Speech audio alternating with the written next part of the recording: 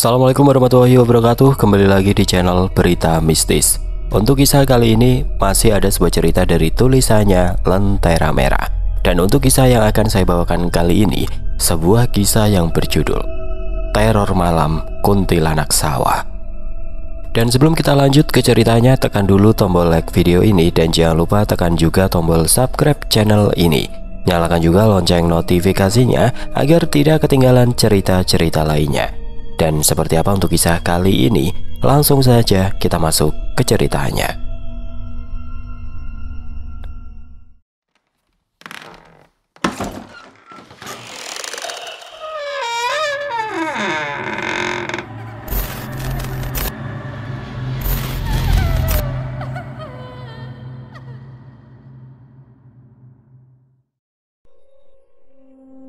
Rumah kami terletak di pinggir desa, jauh dari keramaian. Aku suka mendengarkan cerita ibu tentang desa kami yang penuh dengan legenda dan mitos. Namun suatu hari aku mulai merasakan sesuatu yang tidak biasa. Aku merasa seperti selalu diikuti oleh sesuatu yang tidak terlihat. Ibu selalu bilang bahwa aku harus berhati-hati saat berada di luar rumah. Tapi aku tidak pernah menyangka bahwa ada sesuatu yang mengerikan menunggu di luar sana. Suatu malam aku mendengar suara ibu memanggilku. "Win." Saat aku membalikan badan, tidak ada siapa-siapa. Mungkin hanya perasaanku saja. Aku pun tidak memperdulikannya. Aku habis pulang dari rumah teman untuk mengerjakan tugas kelompok dan pulang setelah Isya. Aku kembali berjalan seperti biasa, seperti tidak ada apa-apa. Begitu sampai di rumah, aku mendengar suara tangisan adikku. Ceklek. Aku langsung membuka pintu dengan panik. "Ada apa?" tanyaku sambil menghampiri adik kecilku yang bernama Pipit. "Kak, aku takut. Tadi waktu ke kamar mandi ada yang ngikutin." Aku tersenyum seraya berkata, "Mungkin cuma angin, gak usah khawatir." Aku menenangkannya. "Tapi aku lihat ada bayangan putih besar banget," sautnya sambil melebarkan kedua tangannya. Aku terkejut mendengarnya. Tapi aku mencoba untuk menenangkan kembali adik kecilku yang berusia 10 tahun tersebut. "Palingan kamu salah lihat, udah ayo tidur lagi." Aku mengajaknya kembali ke kamar. Pipit mengangguk, lalu mengikutiku. Sepertinya ibu tidak ada di rumah karena tidak terlihat batang hidungnya. "Ibu kemana, Pit?" "Ibu ke rumah Bu Yuni, katanya tadi cuma sebentar. Malah lama banget." Aku kembali tersenyum. "Emangnya ke rumah Bu Yuni buat apa?" "Bu Yuni nyuruh ibu ke sawah besok. Sekarang kan lagi musim tanam padi. Jadinya ibu mau kerja di sawah milik Bu Yuni. Ibu memastikan harinya benar besok." Aku manggut-manggut mengerti. "Ya udah, ini udah malam, kamu tidur ya. Tadi kan berani sendirian di rumah." "Iya, sebelum melihat bayangan putih itu. Sekarang jadi takut. Kakak tidur di sini ya, temenin aku." Sepertinya Pipit sangat ketakutan. "Iya, kakak tidur sama kamu." Aku berbaring di ranjang yang sama. Aku kira hanya aku saja yang merasa seperti sedang diikuti. Ternyata adikku pun sama. Aku sedang bermain bersama temanku yang bernama Nopi. Kami bermain di bawah pohon beringin yang besar. Terdengar suara tawa seorang perempuan. Perasaan antara aku dan Nopi tidak ada yang tertawa. Lalu di mana suara itu berasal? "Pi, kamu dengar suara cewek ketawa nggak?" tanyaku, aku takut salah dengar. "Iya Win, aku dengar suaranya," balas Nopi. Sepertinya dia merasakan hal yang sama. Aku dan Nopi mencari sumber suara tawa tersebut. Kami mencari kemana-mana, tetapi tidak ada. "Win, katanya suara itu dari atas sini deh." Nopi menunjuk ke arah atas pohon beringin. "Masa sih?" Dalam hitungan ketiga kami pun melihat ke atas. Betapa terkejutnya kami. Di atas sana ada sosok perempuan cantik berambut panjang, berdaster putih, sedang duduk di dahan pohon. Tawanya terdengar sangat nyaring. Wus, hingga akhirnya dia pun turun dan langsung mendorongku. Aku yang belum siap mendapatkan serangan mendadak langsung membuka mata. Namun tubuhku tidak bisa bergerak. Terdapat bayangan putih di atas. Suara tawanya berputar-putar di atas kepalaku. Dia pergi ke arah pintu dan duduk di atas pintu tersebut. Suara tertawanya tidak hilang. Dia seperti sedang mengatakan bahwa ini adalah nyata, tidak sedang dalam mimpi. Aku berdoa dalam hati, membaca ayat kursi. Tidak lama dia pun pergi. Nafasku tersegal-segal. Jantungku berdebar sangat cepat. Keringat dingin mulai membasahi tubuhku. Bahkan tubuhku pun menggigil, seperti orang yang sedang kedinginan. Baru kali ini aku bermimpi sampai terbawa ke dunia nyata, seperti adegan di film saja. Semuanya terasa begitu nyata, bahkan saat ini mataku masih terbuka lebar. Meski kehadirannya sudah tidak ada, tapi aku merasa tidak tenang. Aku pergi ke dapur untuk mengambil minum. Aku terpaksa meninggalkan Pipit yang sedari tadi tertidur, lagian cuma sebentar. Begitu sampai dapur, aku melihat ada ibu. Posisi ibu menghadap ke kompor, membelakangiku. Ibu mengenakan gamis putih, bermotif bunga-bunga di bagian bawahnya saja. Dengan gaya rambut yang dicepol, aku tahu itu baju kesukaan ibu karena sering dipakai. Aku hendak menghampirinya. Ceklek, terdengar suara pintu yang terbuka. Tidak lama datanglah ibu yang masuk ke dapur, tapi mengenakan pakaian yang berbeda. Kali ini ibuku mengenakan daster berwarna coklat berlengan panjang, bermotif bunga ke seluruh pakaiannya. Loh, ibu baru pulang? Tanyaku heran. Aku melihat ke arah jam dinding. Jam menunjukkan angka 19.45. Iya, jawabnya dengan tampang lelah. Aku menengok ke belakang, ternyata tidak ada siapa-siapa. Ibu bukannya tadi di sini? Kok cepat banget ganti baju lainnya? Tadi ibu pakai gamis putih kan? Aku meyakinkan pada ibu sendiri bahwa barusan sedang berada di sini. Enggak kok, ibu baru pulang habis dari rumahnya Bu Yuni. Aku menjadi bingung sendiri, tapi aku tidak menyerah. Aku yakin tadi ibu berada di dekatku. Ibu barusan di sini loh. Aku bergeser sedikit ke dekat kompor karena tadi posisi ibuku benar-benar berada di sana. Kamu mengigau ya? Ibu jelas-jelas baru pulang. Lalu tadi siapa, Bu? Aku bergumam sendiri. Masa dalam hitungan detik sudah berganti pakaian. Selain itu ibu juga baru masuk ke dalam rumah. Memang gaya rambutnya sama dicepol, tapi tidak mungkin secepat kilat sudah berubah. Aku terheran-heran sendiri. Pipit udah tidur? Tanya ibu. Iya barusan. Ya udah, kamu juga cepetan tidur. Besok kamu berangkat ke sekolah kan? Ibu memintaku untuk kembali tidur. Iya. Aku tidur di kamarku karena ibu yang menemani Pipit tidur. Aku masih memikirkan kejadian tadi. Semuanya datang secara bersamaan. Dari Pipit melihat bayangan putih besar, seorang mbak cantik yang tiba-tiba keluar dari mimpiku, sampai keanehan yang terjadi pada ibuku. Aku bingung dengan situasi saat ini. Ini pertama kalinya aku mengalami hal mistis seperti ini. Malam sudah berganti pagi, aku masih terjaga di kamar. Aku tidak bisa tidur. Aku takut untuk memejamkan mata. Gambaran semalam masih aku ingat dengan jelas. Win, panggil ibuku yang dari depan kamar. Ini sudah siang, bukannya kamu harus berangkat sekolah? Iya Bu, aku bersahut. Langsung saja aku bangun dan pergi ke kamar mandi. Setelah selesai aku keluar. Aku sarapan sebelum berangkat ke sekolah. Kami duduk di ruang makan. Ibu, semalam Pipit mimpi ada mbak cantik ngajak main. Pipit mulai bercerita. Mbak cantik? Iya mbak cantik. Gimana rupa mbak itu? Tanyaku yang mulai penasaran. Orangnya cantik, rambutnya panjang sampai menyentuh kaki. Terus dia pakai daster putih. Orangnya baik banget. Pipit bercerita sambil berseri-seri. Aku tertegun mendengar cerita adikku. Dia juga datang ke mimpiku. Bedanya dia membawaku ke dunia nyata, bukan hanya datang padaku, tapi juga pada adikku. Itu bunga tidur saja. Sudah, cepat makanya. Ibu harus pergi ke sawah sekarang, ucap ibu.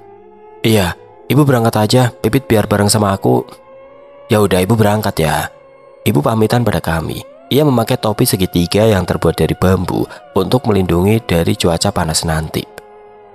Kakak, mbak itu tadinya nangis sambil megang perutnya. Terus aku samperin. Aku tanya kenapa menangis. Dia nggak jawab, tapi menghapus air matanya sendiri. Habis itu langsung ngajak aku main. Aku yakin dia orang yang sama dengan yang semalam. Setelah selesai sarapan, aku dan Pipit berangkat ke sekolah. Saat jam istirahat, Pi, aku mimpi sama kamu semalam. Aku langsung bercerita pada sahabatku Nopi. Mimpi apaan? Nopi sepertinya mulai penasaran. Mimpinya serem banget. Belum mulai saja bulu kuduku sudah berdiri. Iya kah? Ceritain dong, pintanya dengan antusias. Jadi, aku mulai menceritakan semua yang terjadi pada mimpiku. Semuanya, termasuk yang dibawa ke dunia nyata.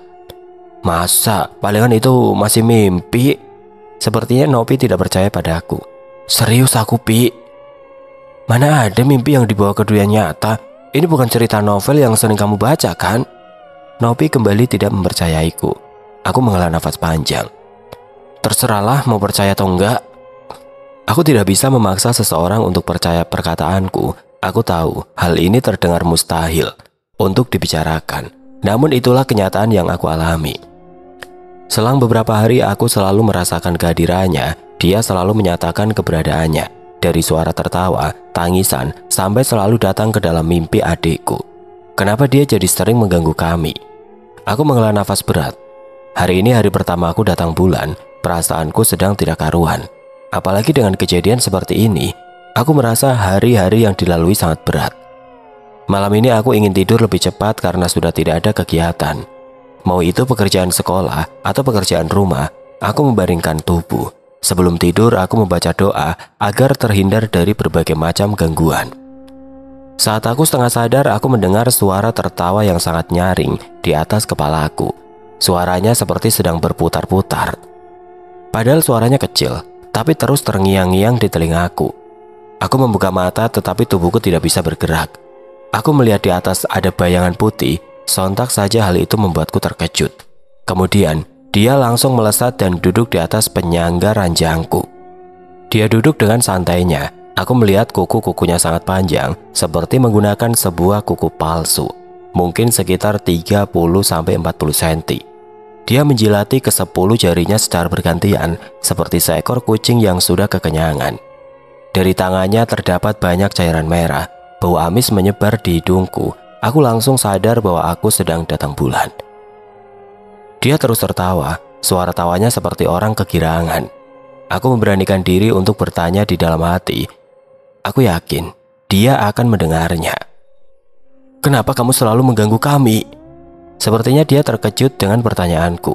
Dia langsung melihat ke arahku dengan tatapan tajam, matanya merah menyala. Dari wajahnya tersirat kebencian yang sangat mendalam.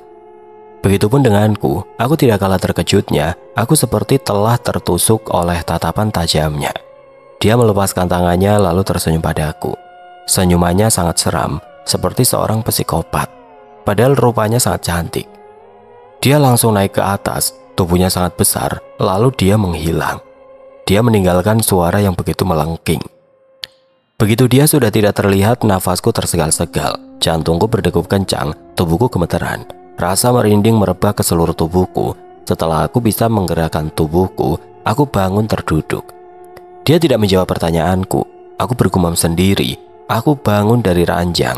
Tubuhku terasa lemah. Hampir saja aku terjatuh. Untung saja aku memegang tepi ranjangku.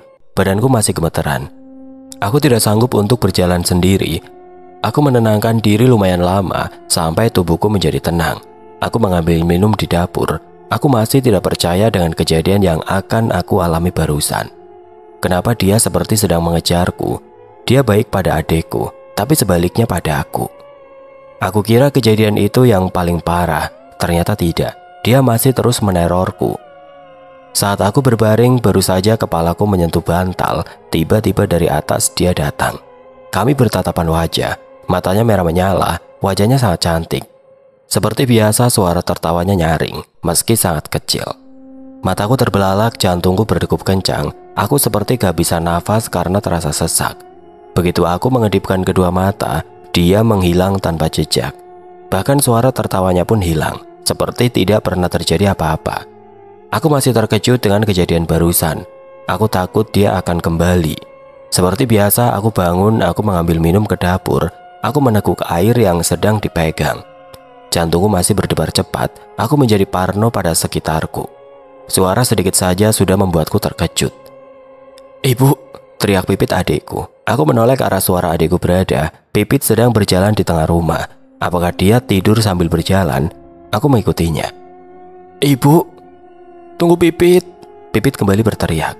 Pipit berlari, begitu sampai pintu dia membukanya. Aku langsung panik melihat adikku hendak pergi keluar. "Pit!" Aku memanggil adikku. Pipit berlari ke jalan dan terus memanggil-manggil ibu. "Pit, ibu ada di rumah? Di sana nggak ada ibu, ayo pulang!" Aku ikut berlari dengan panik sambil meminta Pipit untuk kembali. Sayangnya Pipit seperti tidak mendengar suaraku. Dia terus berlari sambil memanggil ibu. Lalu dia berhenti di tengah sawah. Nafasku sampai tersegal-segal gara-gara mengejar adikku. Aku menghampiri Pipit. "Pit, ayo pulang. Aku meraih tangannya. Nggak mau. Pipit melepas tanganku dengan kasar. Kasihan, ibu nggak ada temennya di sini. Ibu bilang sakit dan dingin, katanya lirih. Aku tertegun dengan perkataan adikku. Aku tidak melihat siapapun di sini selain kami. Sejauh mata memandang hanya ada hamparan sawah yang sudah tertanam padi, meski masih pendek ukurannya. Ibu ada di rumah, di sini nggak ada siapa-siapa. Aku membalas sembari menarik tangan adikku kembali. Ibu lagi duduk di sini, Kak. Masa kakak nggak bisa lihat ibu? Pipit bersikuku bahwa ibu sedang bersama kami. Ibu pakai baju apa? Tanyaku yang mulai penasaran. Baju putih. Aku langsung panik mendengar perkataan adikku. Pit, naik ke punggung kakak.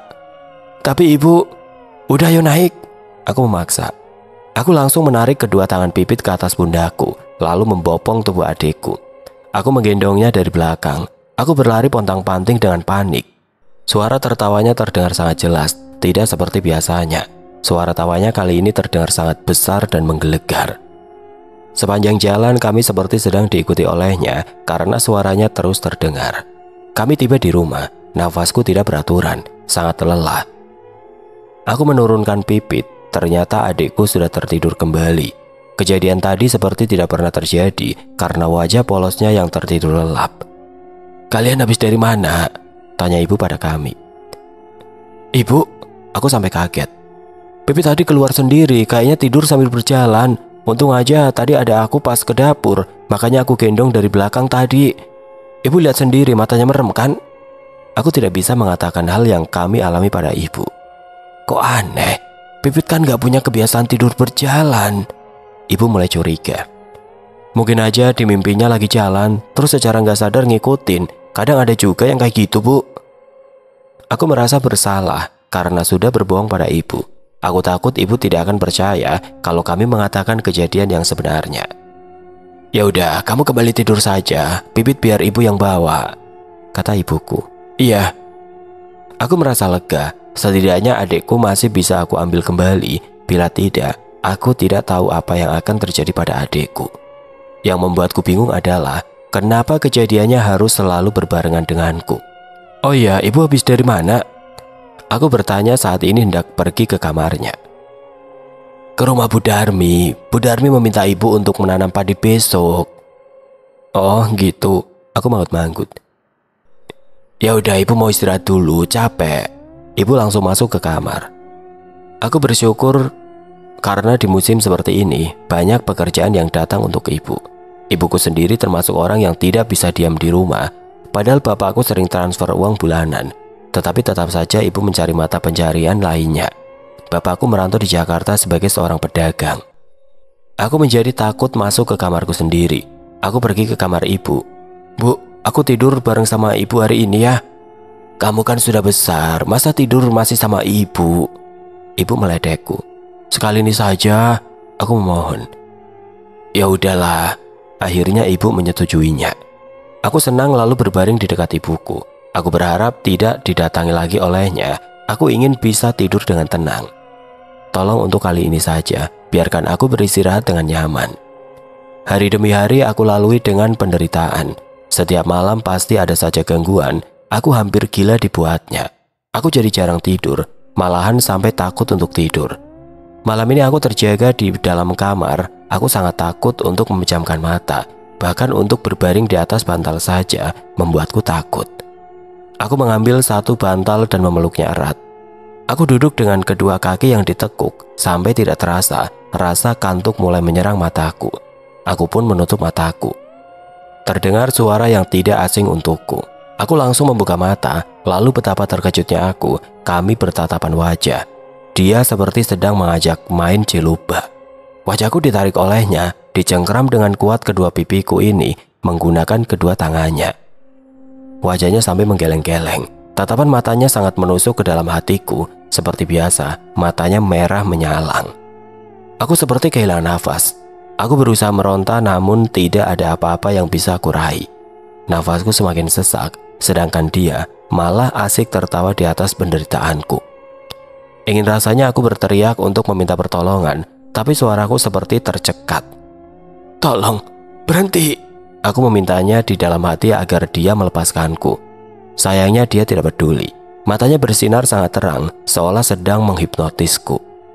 Dia masih saja menertawakanku. Ingin rasanya aku menangis. Aku sudah tidak kuat. Nafasku semakin tidak beraturan. Aku sampai lelah tidak bisa meronta kembali. Dia pun akhirnya melepaskan dan lenyap begitu saja karena terdengar suara adzan subuh. Nafasku sampai tersegal-segal. Jantungku masih berdebar dengan kencang. Tubuhku masih gemeteran karena bulu kuduku masih meremang. Aku menjadi semakin khawatir saat aku menyadari bahwa Pipit juga sering diganggu oleh kuntilanak itu, dan waktunya selalu bersamaan denganku. "Ibu, aku mau ikut ibu ke sawah," teriaknya sambil bangun dari tidurnya. Aku terkejut. Benar saja setelah menggangguku, pasti akan beralih ke adikku. Aku mencoba untuk menenangkannya, tapi tubuhnya menggigil ketakutan. Ibuku memang sedang tidak ada di rumah, tapi bukan berarti ibu pergi ke sawah malam-malam begini. Ibu sedang menginap di rumah Bi Endang untuk menemaninya karena sakit stroke. Suami bibiku sedang bekerja di Jakarta, jadi ibukulah yang menggantikan posisinya. Berhubung bibi belum dikaruniai seorang anak sampai sekarang, maka dari itu ibulah yang sering mengurusnya karena Bi Endang adik ibuku sendiri. Aku tinggal berdua saja bersama adikku karena kami harus tetap berangkat sekolah besok dan jarak ke rumah Bi Endang cukup jauh. Makanya ibu memilih untuk menginap. Aku kira akan baik-baik saja meski kami hanya berdua. Ternyata tidak. "Pit, ibu lagi di rumah Bibi Endang. Pipit juga tahu kan?" "Ibu lagi nungguin Pipit di sana." Pipit menunjuk keluar jendela. Aku melihat keluar jendela dan aku melihat bayangan putih besar sedang berdiri di sana, menanti Pipit. Bulu kuduku berdiri seketika. Aku tidak bisa membiarkan Pipit dibawa pergi olehnya seperti hari itu. Aku harus melakukan sesuatu untuk melindungi Pipit. Aku tidak bisa membiarkan kuntilanak itu terus menggangguku dan adikku. Aku harus menemukan cara untuk menghentikan teror ini sebelum terlambat.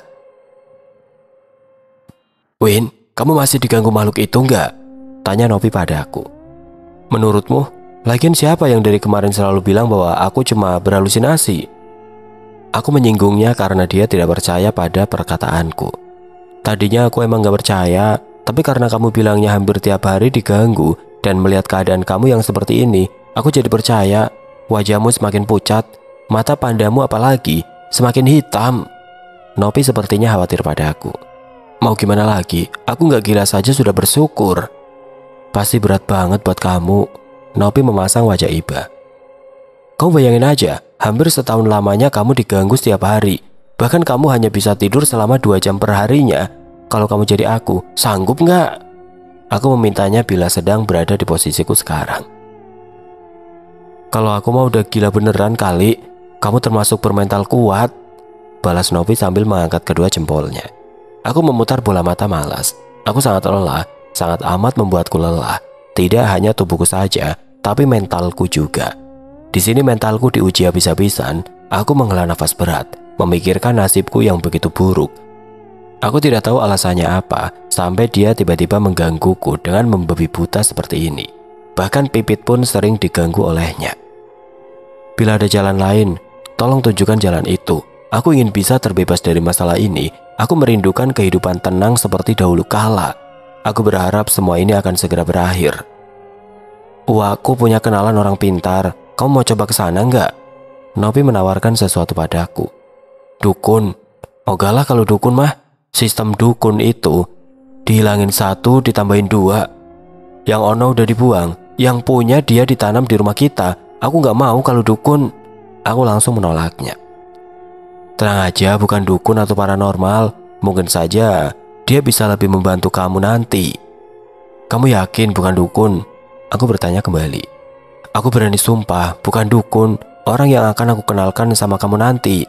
Nopi sampai mengangkat satu tangannya dan mengucapkan sebuah sumpah. "Orangnya seperti apa?" Aku jadi penasaran. "Namanya Pak Embo," kata Nopi. "Bapak Embo?" Aku seperti tidak asing dengan namanya. "Iya, Bapak Embo. Jadi dia bisa menerawang atau mencari sebab pasti kenapa si Mbak cantik itu terus gangguin kamu." Nopi menjelaskan. Aku jadi ragu. Balasku masih tidak percaya. "Aku serius, kamu harus percaya sama aku. Sepulang sekolah nanti kita pergi ke rumah uakku. Kalau kamu gak percaya, kamu bisa tanya langsung sama uak." Oke, kali ini aku percaya sama kamu. Awas saja kalau ternyata dukun. Aku memberinya peringatan. Tenang aja, kamu ini sudah seperti saudaraku sendiri, jadi percaya sama aku.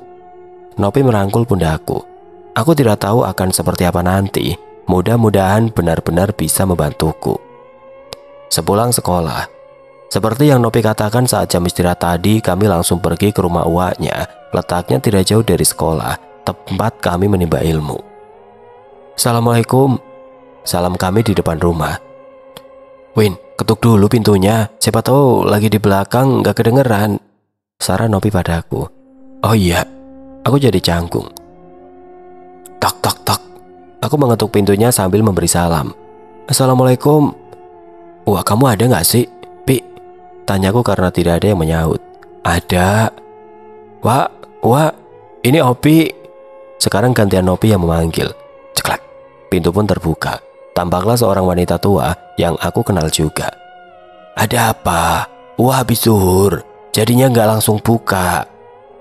Wah, Daris. Uaknya Nopi memberikan alasan lamanya membuka pintu. Ayo masuk, ajak Nopi sambil menarik tanganku untuk ikut dengannya. Setelah berada di dalam, kami mengutarakan kedatangan kemari. Aku juga menceritakan kejadian mistis yang aku alami.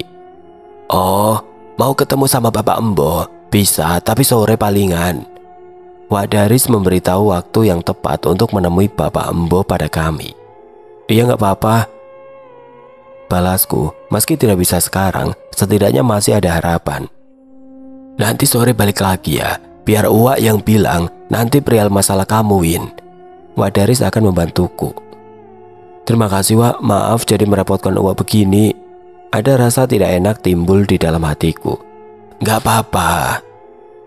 Kami pun akhirnya pulang dan kembali lagi sore nanti. Aku pulang ke rumah agak lama. Aku memutuskan untuk meminta bantuan Pak Embo, yang menurut Nopi merupakan orang pintar di desaku. Dia dikenal memiliki kemampuan untuk mengatasi masalah supranatural. Aku berharap dia bisa membantu mengatasi gangguan kuntilanak yang menimpaku dan Pipit. Pak Embo menerima aku dengan senyum yang bijak. Apa yang terjadi? Aku menjelaskan tentang gangguan kuntilanak yang aku alami. Pak Embo mendengarkan dengan serius, lalu mengangguk. Aku rasa aku bisa membantu, tapi kamu harus melakukan meditasi untuk membersihkan pikiranmu. Aku setuju dan melakukan meditasi seperti yang disarankan oleh Pak Embo tanpa pikir panjang. Aku duduk diam, menutup mata, dan berusaha membersihkan pikiran. Tiba-tiba aku merasa ada sesuatu yang masuk ke dalam tubuhku.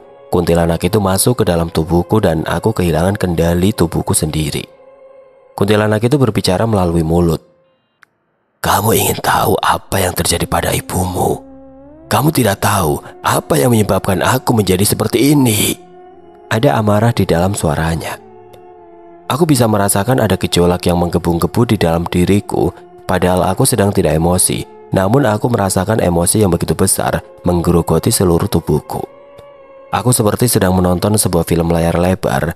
Film itu tentang kejadian masa lalu ibuku. Aku melihat ibuku berdiri di jalan setapak di sawah. Ada seorang wanita muda yang sedang hamil besar. Ia tidak sengaja jatuh karena terpeleset tidak jauh dari tempat ibuku berada. Wanita itu tampak merintih kesakitan. Lalu banyak cairan merah yang keluar dari bawah tubuhnya. Tubuh wanita itu kejang-kejang. Tidak lama, dia seperti kehilangan kesadaran. Aku melihat ibuku merasa sedih, tapi tidak melakukan apa-apa untuk membantu. Ibu berdiam diri, bahkan berteriak minta tolong pun tidak. Yang membuatnya kecewa adalah ibu langsung pulang ke rumah. Kuntilanak itu terus berbicara. Ibumu tidak melakukan apa-apa untuk membantu. Dia hanya berdiri diam dan melihat aku meninggal, dan sekarang aku ingin dia merasakan apa yang aku rasakan. Aku mulai mengerti kenapa dia terus mengganggu kami. Wanita itu pasti sangat menderita, padahal ada saksi, tapi saksinya malah bungkam 1000 bahasa. Aku tersadar kembali setelah Pak Embo berhasil mengeluarkannya dari tubuhku. Tiba-tiba air mataku mengalir dengan sendirinya. Aku menangis dengan keras. Hatiku terasa sangat sakit seperti sedang disayat-sayat sembilu. Nafasku sesak, dadaku terasa seperti akan meledak. Sakit sekali. Keluarkan semuanya, jangan ditahan. Pak Embo menepuk-nepuk pundakku. Tangisanku semakin tidak bisa dihentikan. Padahal dia merasa begitu kesakitan, tapi ibu malah membiarkannya. kenapa ibu bersikap kejam seperti itu. Gimana perasaanmu sekarang? Tanya Pak Embo padaku. Sudah, lebih baik. Aku mengambil tisu yang diberikan oleh istri Pak Embo. Aku menghapus air mataku. Rasa sakit dan perih masih menjalar di dalam hatiku. Aku saja sesakit ini, apalagi dia. Aku masih tidak percaya dengan apa yang aku alami saat ini. Ibuku yang berbuat salah, yang menanggung akibatnya kami, anak-anaknya. Kalau sudah sampai rumah nanti, minta ibumu buat menjelaskan hal ini. Kamu juga harus bercerita padanya. Jangan dipendam sendiri terus. Pak Ambo memberiku saran agar menceritakan kejadian mistis yang aku alami selama ini pada ibuku. Iya Pak, aku mengerti. Aku memang belum bilang pada ibuku tentang hal ini. Bahkan gangguan yang adikku alami pun ibu belum tahu. Ibu sedang berada di rumah. Kata ibu ada yang jagain Bi Endang, yaitu adik iparnya. Ibu, aku mau bilang sesuatu sama ibu. Aku harap ibu mau jujur dan terbuka. Aku tidak bisa menunggu lebih lama lagi. Mau bilang apa emangnya? Ibu bertanya. Baru-baru ini aku mulai merasakan sesuatu yang aneh. Ada makhluk lain yang sering menggangguku. Bukan cuma aku, tapi Pipit juga ikut diganggu. Ibu, tolong jujur sama aku. Tadi sore aku pergi ke rumah Bapak Embo untuk meminta bantuannya, dan kuntilanak itu bilang sendiri bahwa ibu bersalah. Aku meminta penjelasan pada ibuku langsung. Ibuku sepertinya terkejut mendengar pernyataan dariku, namun dia diam saja. Dia menunduk seperti sedang memikirkan sesuatu. Apa yang terjadi, Ibu? Tanyaku memaksa. Aku tidak bisa sabar lagi. Aku harus tahu kebenarannya dari mulut ibuku sendiri, meski aku sudah mengetahuinya sekalipun. Ibu menatapku dengan matanya yang sedih. Ada kejadian buruk di masa lalu. Seorang wanita yang sedang hamil jatuh di sawah dan meninggal di tempat. Ibu nggak tahu apa yang terjadi setelah itu. Ibu selalu merasa bersalah karena ada di sana saat itu terjadi. Aku merasa bulu kuduku berdiri. Ibu langsung jujur mengatakan kejadian tersebut tanpa dikurangi. Kejadiannya sama persis seperti yang aku lihat. Apa ibu tahu? Aku dan Pipit harus menderita karena hal ini. Pipit sering keluar rumah dan menyangka bahwa dia ibu. Padahal bukan. Makhluk itu sering membawa Pipit ke sawah. Mungkin dia ingin memberitahuku bahwa dia meninggal di tempat itu. Mataku berkaca-kaca. Sekarang semuanya sudah jelas. Kenapa kuntilanak itu sering membawa Pipit ke sana? Kenapa kuntilanak itu sering menggangguku?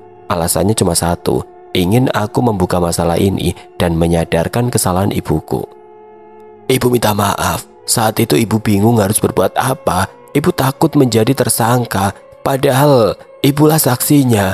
Ibu takut disalahkan karena kematian wanita itu. Makanya ibu memilih pulang dan menutup mata. Ibu membela diri. Jangan minta maaf sama aku, Bu. Aku nggak tahu apa-apa tentang masalah ini. Minta maaflah padanya. Iya, kamu benar. Ibu, jangan tinggalin Pipit. Pipit ikut sama ibu. Tiba-tiba terdengar suara teriakan adikku di kamar. Aku langsung berlari menghampirinya. Aku melihat Pipit turun dari ranjang. Tatapan matanya kosong, dia menatap lurus ke depan. Pit, kamu mau kemana? Tanya aku begitu aku di dekatnya. Ibu ngajak aku ke sawah. Pit, ibu ada di sini. Ibu nggak minta kamu buat ke sana, kata ibuku sambil memeluknya. Enggak, kamu bukan ibuku. Pipit melepas paksa pelukan ibu. Tidak tahu kenapa tenaganya menjadi kuat. Ibu bahkan sampai terlempar ke belakang. Aku terkejut melihat adikku seperti itu. Pipit, gak boleh gitu sama ibu. Pipit melihatku sekilas, tatapan matanya berbeda. Dia mulai berjalan keluar dari kamar. Jalannya sangat cepat. Pit, kamu mau kemana? Tanyaku sambil mengejarnya. Namun Pipit diam saja. Pit, tungguin kakak. Jalannya semakin cepat, aku sampai kewalahan saat menyusulnya. Pipit berjalan sangat cepat, dia menyusuri jalanan setapak di sawah. Padi-padi di sekitar kami sudah mulai meninggi. Kemudian ia berhenti di tempat yang sama. Ibu, jangan tinggalkan Pipit. Pipit merengek. Betapa terkejutnya aku melihat sosok putih besar itu sedang memeluk adikku. Aku menelan saliva, tetapi aku tidak boleh takut. Aku memberanikan diri menghampiri mereka. Tolong lepaskan adikku, pintaku dengan takut-takut. Dia menoleh ke arahku. Tatapan matanya tajam merah menyalang. Dia menangis. Tidak seperti sebelumnya yang selalu tertawa. Di dekat adikku dia menangis begitu pilu. Tangisannya sungguh menyayat hati, sampai air mataku ikut mengalir. "Tolong lepaskan anakku." "Lepaskan?" Suara tawanya begitu nyaring sampai kupingku terasa pengang. "Anak-anakku tidak bersalah, akulah yang bersalah padamu," kata ibuku penuh penyesalan. Bukannya menjawab, dia malah cekikikan. Aku tidak tahu apa yang lucu. "Aku minta maaf. Aku takut warga akan salah paham padaku. Jadinya aku meninggalkanmu di sini. Aku sungguh-sungguh meminta maaf padamu," ucap ibuku. "Aku akan membawa anakmu sebagai gantinya. Dia akan menemani rasa kesepianku." Dia mengatakan sesuatu yang membuat kami terkejut. "Tolong jangan seperti ini. Aku minta maaf karena kamu dan anakmu telah tiada. Tolong kembalikan anakku. Kamu pasti tahu bagaimana rasanya pisah dari anakmu."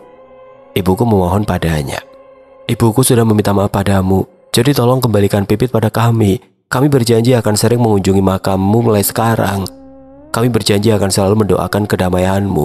Aku mohon, kembalikan adikku yang berharga." Aku pun memintanya untuk melepaskan adikku. "Semudah itu kalian meminta maaf padaku?" Suaranya sangat keras. Ternyata emosinya masih besar. Aku bisa merasakan kemarahan di dalam suaranya. "Pit, ibu di sini, Nak." Ibuku membujuk Pipit. "Nggak mau, kamu bukan ibu."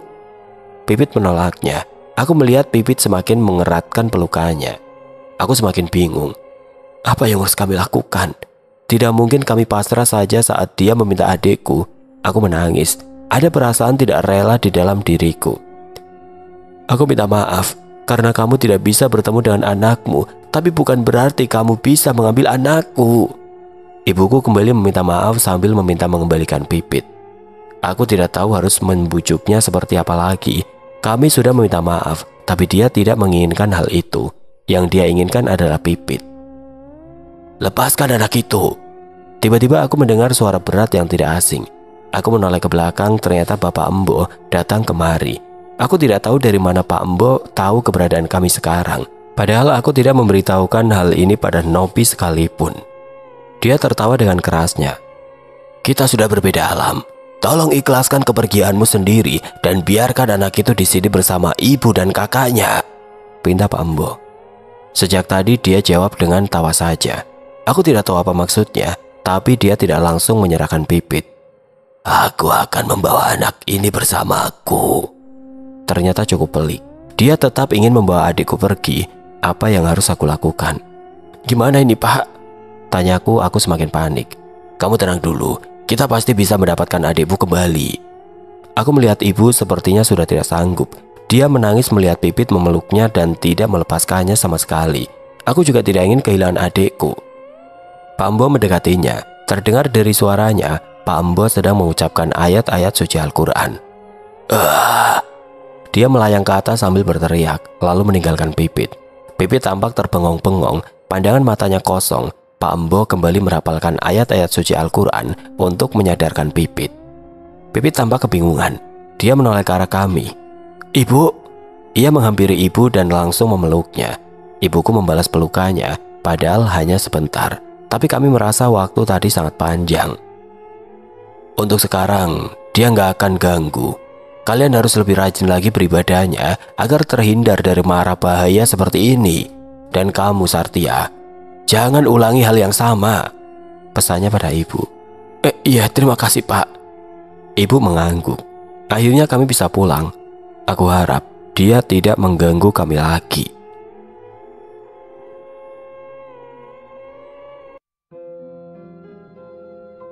Oke teman-teman, sekian untuk kisah kali ini. Bagaimana menurut kalian tentang kisah ini? Tulis komentar kalian di kolom komentar. Dan buat teman-teman yang baru bergabung, jangan lupa untuk like, komen, share, serta subscribe channel ini. Dan jangan lupa nyalakan juga lonceng notifikasinya agar tidak ketinggalan cerita-cerita lainnya. Dan akhir kata, wassalamualaikum warahmatullahi wabarakatuh.